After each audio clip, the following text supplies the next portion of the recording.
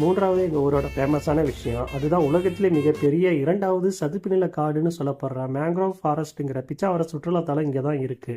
இந்த சதுப்பு நில காடு நம்ம உள்ளே சென்று பார்ப்பதற்கு நிறைய அட்வென்ச்சர்ஸான பிளேஸும் உள்ளது.